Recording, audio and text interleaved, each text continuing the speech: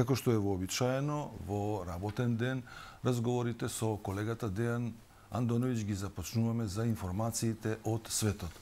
Објавена е информација за исчезнување на 7 туристи во водите на Атлантскиот океан, каде што на времето во 1912 година потона познатиот брод Титаник. Колега Андоновиќ, добро утро. Добро утро, само да ти исправам, 5 мина се, не се 7 туристи, од кои има еден милиардер британски, бидејќи околу 250.000 евра е таа тура, така да во овие 5 лица кои се внатре, се веројатно побогати луѓе, поимотни, бидејќи не може да си го дозволи никој. Тоа е подморница која имаше една туристичка мисија да оди да ги гледа од страна на олупините на познатиот Титаник кој 1912 ми се чини потона, и некако иронија на судбината им се случува исто и на оваа подморница во 21. век, 2023 година се чини дека овие води на овој дел на водите на Атлантскиот океан и натаму е кобен за луѓето. За што се работи? Значи тие отишле да го наблюдуваат тоа е скапа убава подморница, бидејќи нели многу пари се зима, практично е квалитетно направена, како што и самите спасувачи се надеваат дека можеби, бидејќи е компактна и цврста, може да го издржи ова исчезнување уште од неделата, значи е исчезната. Оваа подморница одеше со еден пратечки брод, како што оди тоа, и тој брод пред ден и пол или два и го загуби целиот контакт со подморницата доле на голема длабочина. Продолжува потрагата, значи американски и канадски нуркачки тимови се обидуваат да ја лоцираат таа подморница, но проблем е бидејќи Титаник беше голем, нели? Има многу олупини тие делови што се оставени на дното на океанот, па оттаму се стравува дека можеби, барем така велат поморските експерти, дека можеби оваа подморница некаде се заглавила во некој од тие, да кажеме, остатоци од бродот и джепови кои се внатре, а крајбрежната стража која ја прати таа и ја прави оваа спасувачка мисија нема како да ги лоцира. Има уште околу 70 часови според проценките кислород во подморницата, така да спасувачките тимови се имаат за задача у наредните 70 часа да се обидат да ја лоцираат и евентуално да ја извадат. Се разбира, крајбрежната стража го работи ова, јас очекувам дека веројатно и американската морнарица ќе мора да се вклучи, бидејќи таа е со поголем капацитет материјален и експертски да ги најде. Ќе видиме што ќе биде. Ќе повторам уште еднаш, во неа имаше 5 луѓе, од кои британски милиардер со две своји деца, еден пакистанец исто така богат, дали милионер или милиардер не е ни важно, со својот син, и еден истражуваш на океанограф кој подолго време се занимава. Можеме да претпоставиме дека овие подморници се високотехнолошки, така што Па добро, се високотехнолошки, но еве, знаеш како кога сепак војската, морнарицата ги има највисокотехнолошките подморници. Добро, и кога ќе се случи некоја хаварија, не се дознава веднаш кога е воена подморница во прашање, кога е цивилна тоа оди побрзо, но факт е дека ние изминативе години или децени, од која барем јас ги следам работите, не сме имале некои хаварии со подморници. Сега не можеме да ја споредиме оваа туристичка подморница со оние големи воени подморници, но го имавме еден Курск, ќе потсетам, пред колку веќе 20 и кусур години. Така да, знаеш како, воздух, вода, подвода, сето она што не ти е природна средина прави опасност и се смета за екстремен спорт. Од друга страна, овие милионери и милиардери мислат дека со тие пари имале гаранција дека све ќе биде окей, и све било окей во минатото, но еве сега малку фали да се случи повторно иронија на судбина, велам, копни да бидат дел од на водите на Атлантскиот океан, каде што потона и легендарниот, денес веќе легендарниот брод Титаник. Од настаните во светот издвојуваме ситуацијата во Украина, конкретно руско-украинската граница, градот Белогород. Информациите од агенциите јавуваат дека украинските воени силите извршиле напад на овој град. Па многу малку можеме да видиме што се случува во Украина, веќе сме и заморени, нели, ние како новинари и јавноста е Украина, но мораме да одбележиме, бидејќи Таму се уште трае војната со ист интензитет, можеби поопасен и поголем од оној кога дигавме тензија пред пола година и година, колку е сето тоа страшно.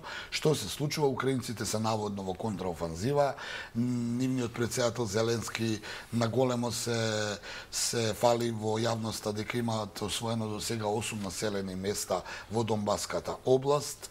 Бевме сведоци на некои снимки по социјалните мрежи колку се автентични, како се уништува руски тенк, но бевме сведоци како русите уништуваат украински тенки, оклопен транспортер. Значи тоа е една секојдневна, би рекол, секојдневен фолклор што ние што ги следиме, работиве, го гледаме. Она што е веста, значи контраофанзива, 8 населени места се вратени под контрола, и она што е последно е дека наводно украинците го нападнале веќе она руска територија признаена од Обединетите нации, значи Белогорската преогранична област. Тие често украинците напаѓаат таму. Дури изминатиот период има и копнени некои напади, бидејќи се појавија некакви си герилци, партизани кои сакаат да гурнат режимот, како што велат во Москва, односно се против Путин. Од друга страна, сега украинците таму гаѓаат. Белогород е многу важен, бидејќи е погранична област, таму се воените залихи за трупите кои се борат во Донбас. Таму има магазини со оружје, муниција, нафта, поддршка. Да, ова е на некој начин, да, удар врз логистиката на руските трупи кои се борат во Донбаскиот регион. Од друга, тоа е украинската верзија. Од друга страна, русите до Тринава интензивно гаѓаат низ цела Украина, значи покрај она Киев кој се гаѓа секојдневно, јас го нарекувам тоа педагошки, онака превентивно го гаѓаат по потреба. Под наводниците педагошки. Па добро, морам така да се изедам, бидејќи спорадично го гаѓаат. Гаѓане и Запорожје, таму каде што се водат борбите, каде што русите ја држат најголемата нуклеарна централа во Европа. Таа ја држат под контрола, но веќе од утринава руските трупи таму предупредуваат дека украинците прават некакви саботажи и напади за да направат некаква, како што велат тие, нуклеарна катастрофа. Она што мене ми паѓа и очи од утринава, бидејќи сум бил, па знам, во Украина ги знам тие градови, гаѓани и Лавов, градот кој е на запад и кој е кон Полска, тој град е трет по големина или четврта, се извинам. Четврт по големина во Украина, втора е Харков, трета е Одеса. Четврта е Лавов или Лавив по украински. Тој обично не го гаѓаат, бидејќи тој е надвор од овој дел, и доколку дојде до таа боделба на Украина, Лавов секако нема да биде во Русија. Русите не го ни бараат. Тоа е многу блиско до украинската граница. До полската граница, тоа е така наречениот дел Галиција, така да таму живеат унијати, не живеат православци, и сето тоа, бидејќи сум бил, па знам, но што ми падна во очи, дека повторно го гаѓа.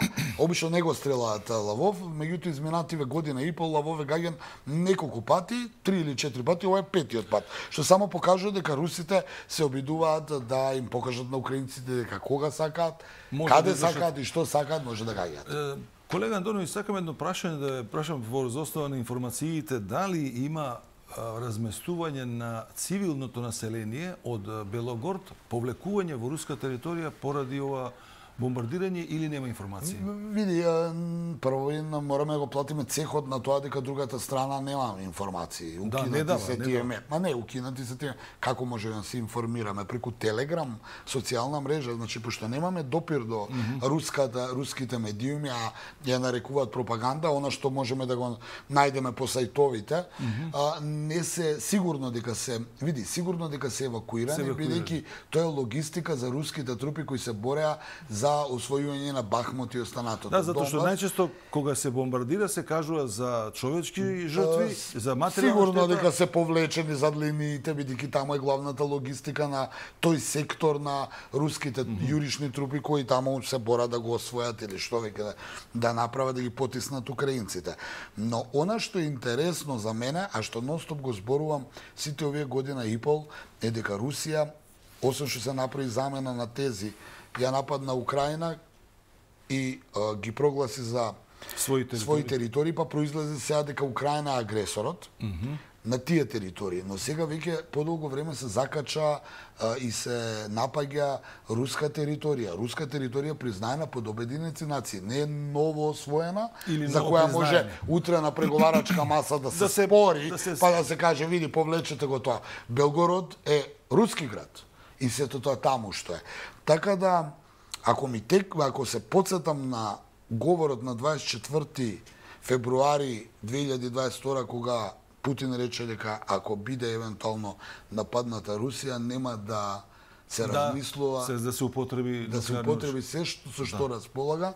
Мене ова ми делува дека е одредена украинска провокација, за да се ескалира конфликтот уште повеќе. Така, за да после има аргументи за ова и за она, особено што за прв пат после година и кусур почнува полека да се разговара за некаков мир.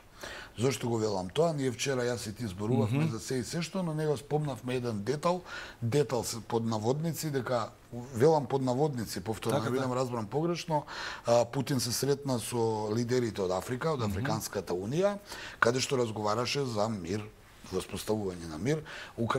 Русија има влијание во Африка и јас долго време зборам дека следниот континент каде што ќе се пресметуваат големите суперсили, што економски, што инженерски, што воено, ќе биде токму Африка. Потаму на Путин, со доаѓањето на тие африкански лидери, се покаже дека Русија има сериозно големо влијание во Африка. Има и Кина, се разбира. Па оттаму сега и разбирам зашто американците прават африканска команда на војската, значи очигледно почнува полека да ги губат сојузниците. Односно други држави да се заинтересираат. Од друга страна и самиот Столтенберг ми се чини спомна за некаков мир, така да и она што го зборувавме вчера за околу Вагнер групата и сето тоа ми се чини дека полека се трудат двете страни што ќе направат у наредниот период и потоа ќе мора да седнат на преговарачка маса и да видат да си ги одбранат сработените територии кои ги имаат и интересните сфери. Сферите на интерес, не се интересни, пошто е војна. Сфери на интерес, али тука Украина се разбира нема да има никаква сфера на интерес, таа се обидува да влезе во НАТО. Вчера и беше повторено дека влегувањето на Украина во НАТО засега не доаѓа во предвид, а таа изјава што се повтори од нигде никаде ми е само доказ дека очигледно двете страни, зборувам за Западот и за Русија, полека почнуваат да се подготвуваат за да не се изиритираат еден со друг. Значи беше упатена порака на Москва, седнеме на преговарачка маса, бидете спокојни, остајте го Зеленски, што се надева, немам можност да влезе у НАТО сега за сега. На насловната страница на Слободен печат објавена е фотографија на средбата меѓу американскиот државен секретар Ентони Блинкен и кинескиот претседател Си Џинпинг. Во на оваа средба и повеќето следи што ги имаше американскиот министер за надворешни работи, односно државниот секретар, е потенцирана стабилизацијата на меѓусебните односи, како и дека овие средби резултирале со многу добри односи меѓу двете држави. Разбираме, колега Андоновиќ, дека ова е навистина многу езоповски дипломатски речник. Меѓутоа, можеме ли и од него да процениме дека Соединените американски држави и Кина полека сакаат да влезат во мирни води во контекст на конфликтот меѓу Тајван и Кина? На главната оценка ми се чини на вчерашната посета на Блинкен и Си Џинпинг и предходно на Блинкен и неговиот колега, шефот на кинеската дипломатија и како веќе му е презимето или името, може да се дефинира само дека се на добар пат повторно воспостават некаков баланс на односите, бидејќи изминатиот период, значи уште од време на Трамповата администрација, па потоа сето ова продолжи, им се многу нарушени односите. Првин економски влегува во конфликт, но второ, повторно ќе кажам, околу југоисточна Азија и сферата на интерес таму, каде што нели во судир со Кина околу Тајван, Јужното Кинеско море, многу ми не смета дека е Тајван главна причина, не главна причина е кинеската експанзија во светот, но и главна причина е дека во Јужното Кинеско море кинезите направија многу вештачки острови на ничија земја, прогласувајќи ги за своји територијални води, таму каде што има газ и нафта и каде што се судира со интересите на Јужна Кореја и Јапонија, кои пак се стратешки партнери на Кина. И сега кога ќе го измешат на Соединетите американски држави, се извинам, и сега кога ќе направите тука едно мешање на работите Тајван, газ, експанзија, економија, појас и пат, доаѓа до еден судир. За разлика од Трамповата администрација која сакаше да се пресмета со една од трите суперсили во случајот, тој ја лоцираше Кина, барајќи сојузништво со Москва, Бајденовата администрација сврти работата, сакаше се пресмета со Москва, но не успеа да воспостави добри односи со Кина, која пак има добри односи со Русија, не са тоа, Бог знае колку многу блиски како што ние можеме нели тука да не е прикажано, си имаат и они сите големите интереси едни со други, но генерално се поблиски Москва и Пекинг него Пекинг и Вашингтон. А сега се обидува? Сега Вашингтон се обидува прво да го намали тој дел на фронтот, би рекол, за да може да се фокусира на проблемите околу Украина. Не у проблемите околу Русија, околу Украина. Очигледно ќе мора да се затвори тоа, затоа и таа паника околу Косово што им се подотвара, затоа и мала паника околу ова што се случува во Судан, кој ние не објавуваме веќе, меѓутоа вчера имаше престрелки 27 загинати во Картум. Значи, на неколку точки во светот е таа, да кажеме, тој конфликт. Блинкен отиде и ја повторно ќе кажам, нивната оценка се слагам дека се договорија да се обидат да ги вратат дипломатските односи. Сега јас една лична оценка морам да кажам, кога две големи сили се конфронтирани и се среќаваат, кога ќе видам дека главна поента е дека САД и Кина ќе соработуваат на полето на климата, не ја намалувам таа работа, него во овие услови да сваќам дека тие ништо не се договорила, бидејќи ставот на Пекинг е јасен, тој не го менува ставот околу Тајван. Од друга страна, Соединетите американски држави кои го немаат признаено Тајван како независна држава, а од друга страна се гарант за стабилноста и безбедноста на Тајван. Значи, сума сумарум, самата изјава дека не го менува ставот Пекинг, да они ништо не се договориле. Ке се обидам сега да ви поставам, Андоновиќ, едно прашање кое задира и во историско гледање на одредена состојба, меѓутоа е поврзана со денешницава или со војната во Русија и Украина. Според мене, јавното мислење во западните држави, особено во Соединетите американски држави и Европа, е многу битно кога станува збор за воено прашање, во споредба со јавното мислење во Русија и во Кина. Тоа значи дека овие две други држави својата политика ја темелат на еден друг принцип, не толку на влијанието на јавното мислење во споредба со Западна Европа и Соединетите американски држави, каде што ја зимам предвид, да речеме, војната во Виетнам и сите тие други војни што се појавија после тоа. Дали јавното мислење во овие западни држави ќе дојде до промена на однесувањето да врши притисок врз политиката со оглед дека руско-украинската војна долго трае? Не знам, јас за фамата за јавното мислење сум малце критичен, морам да затоа го поставувам. Затоа што јавното мислење се мести и се зимаат работи што во моментот се употребливи и употребливи и важни за владеачките елити, а тоа што не е малце знаат и да го тргнат.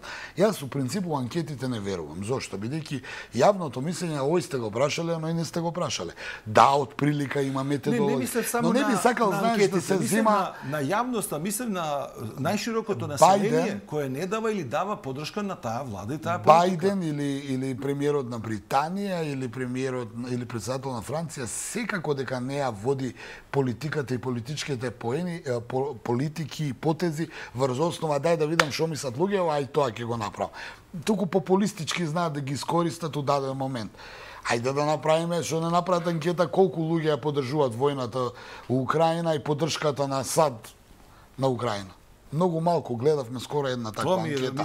Но, кога ќе видам институт тој и тој, ако ќе извадат некој поважен институт, тој е, за демократија и подршка. Затоа велам, не за анкетите не би сакал да коментирам. Прашањето ми е дали гласачкото тело во Америка ќе се определи во однос на водењето на политиката на Соединетите американски држави спрема Украина и може Бајден да ги загуби. Не заради Украина. Обично луѓето и гласачкото тело, особено денешното време, гледаат дали добро живеат или не. Повеќе или помалку, денешното време стана време на себични луѓе, на луѓе кои гледаат својата работа се гледаат. Ако он има добар стандард дома да живее и да ужива во плодовите на својата работа, многу му е гајле за Украина, па дури нема не. Па колку па обични луѓе во САД гледаат CNN или такви телевизии. Дајде да бидеме реални луѓе. Значи јавното мислење е алатка за манипулација на тие што тоа ги интересира. Реално зборувам, нека се навреди кој колку сака. Има методологија, тоа е наука, но за манипулација има простор во секое време. Американецот или британецот или австралијанецот, кој да е сега, доколку е задоволен од стандардот на својот живот, ќе подржи таа влада. Ќе подржи владата и нема да се занимава дали во Судан, во Картум американците сакаат да прават воена база или не ќе да прават воена база. Поентата Исто им беше се фаќа. Американското јавно мислење во времето на Виетнамската војна, каде што Америка водеше во друго време. Многу Во друго време. Во тоа време имавме јасно поделба на блоковска поделеност. Денеска се враќа блоковската поделеност, но немаме јасна поделба. Второ, околу Виетнам знаеме која беше генезата, како се дојде. Прво тоа го почнаа французите, беше постколонијално размислување. Трето, видовме американците во Виетнам, има и проблем. Лошо е да се мисли дека ради Виетнам паднал Вотергейт и она се што беше Никсон. Никсон ќе паднеше и да немаше војна во Виетнам. Сето тоа беше сместено и наместено. Он ја смири војната во Виетнам. А да не зборуваме, Славе, ние сме генерација, можеби ја не сум бил роден или сум бил мал кога била Виетнамската војна, ја бев не бев нероден, веројатно, но живеев во таа генерација на филмови од Виетнамската војна, каде што Холивуд на најако беше пуштен да ја оправда својата неуспешност во Виетнам. Затоа велам, тој дел во 2023 мислам дека е надминат. Денеска луѓето за жал од една страна, но за жал се свртени кон себе, себични, брзо живеат, си го гледаат својот рад, што велат у народот, и многу него, ако он добро живее во Пенсилванија или во, не знам, во Сан Диего или во Сиетл, многу малку, а можеби и не е ни информиран дека има војна, а и ако има, веруваме дека можеби и не знае каде е Украина. Да, овде зборуваме сепак на големи бројки на ниво на не на поединци. Види, анкетите, јас, извини, можда не е во ред да го зборувам, не сум ја тој што треба да ги зборува анкетите, меѓутоа за мене анкетите се алатка за манипулација на јавното мислење. Последната тема, збор 2 и за неја, колку да ја одржуваме актуелноста, Косово и Србија. Па Косово и Србија продолжува тензијата од вчера, откако нели пред некој ден владата на Курти од Приштина ги блокираше, забрана направи на граничните премини да влегуваат камиони со српски регистарски таблички кои носат роба за потребите на косовските срби, значи храна, лекови и сето тоа. Од вчера камионџиите почнаа да протестираат и што направија, го затворија целиот коридор за пристап кон српскиот дел на границата, блокирајќи ги сите камиони, бидејќи малкумина знаат дека преку српска територија поминуваат и косовски камиони. Така да се тие косовски камиони не може да влезат од оваа страна.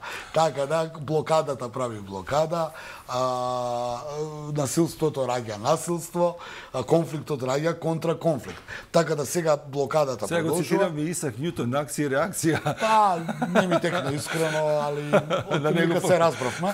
Значи блокадата раѓа блокада и тоа е тоа. Сега тоа е се блокирано, од друга страна продолжуваат некои апсења на косовските срби. Владата на Курти е прилично принципиелна по тоа прашање, него менува тврдије ставот и вели сите криминалци кои ќе бидат уапсени, тогаш ќе седнеме на преговарачка маса. Западот, особено Европската унија, мала критика, морам да кажем, како неуспешен угостител, чека гости да му дојдат. Како модератор. Чека да дојдат муштериите, морам така да се изразам. Во Брисел ги повика, Борел ги повика Вучич и Курти. Курти не му одговори ништо, а Вучич му кажа вчера зошто нема да дојде и рече дека ако Ептен мора да дојде, ќе дојде и само ќе седи, бидејќи со Курти нема што да разговара, додека не ги исполни трите услови. Отклонување на блокадата, ослободување на неправедно според Белград приведени приведените Срби и формирање на заедница за српски општини. Односно подготовка и Курти на вели, избори. јас ќе ја повлечам косовската полиција под еден услов, откако ги уапсиме сите криминални групи на Косово, кои случајно па испадна дека се Срби според него. Така да, имаме еден конфликт и имаме повторно, јас ќе кажам, уште една анемична реакција на меѓународната заедница, особено на Европа. А дека сум во право, покажува заменувањето на специјалниот пратеник на Европската унија за Косово Мирослав Лајчак, кој отиде во Вашингтон, сега мораше до Вашингтон да оди, таму да се координира со американските партнери што да прават за состојбата во Косово, се сретна со неговиот колега американскиот пратеник Ескобар, кој патем нонстоп доаѓаше во регионов заедно со Лајчак, сега не можеше да дојде. Како беше она, кога немате собствено мислење, одите во Вашингтон да земете своје мислење. Отидоа таму, денеска разговараат на темата Лајчак и Ескобар, до вчера одеа заедно по регионот, сега овој мораше таму да оди. Морам така да се изразам, бидејќи многу време губат, а луѓе таму не живеат добро, ни срби, ни албанци. Имаме конфликт каде што дали се праведно, дали се неправедно, не знам, не навлегувам, но имаме конфликт, луѓето не живеат добро, ни албанците, ни србите, а меѓународната заедница се врти околу и никако да го реши проблемот, а ги има сите алатки. На крајот на денот знаеме како се решава доколку неќе од двете страни. Андоновиќ, и на крај да кажам дека денеска разговарат, јас сега чекам у текот на денот да видам какви тоа гениални точки и пораки ќе упатат кон двете страни, а исто така ќе чекаме и зад кулисите на ова што го гледаме и го коментираме. Може би сериозно меѓународната заедница ќе ги услови двете страни конечно да седнат и да ги решат овие проблеми, бидејќи го имаат проблемот со Украина. Сега Блинкен успеа да се види со Си Џинпинг, Курти и Вучич не може да се видат. Во секој случај утрешниот ден ќе биде интересен од аспект на оваа политика во регионот и во светот. Колега Андоновиќ, благодарам за гостувањето на Утрински печат. Благодарам и на тебе, Слава. Почитувани гледачи, беше ова колегата Дејан Андоновиќ за Настаните во светот, каде што на еден наш оригинален начин, низ призма на гледање на информациите, ги коментираме состојбите со намера да ве информираме колку што е можно подобро. Рекламен блок.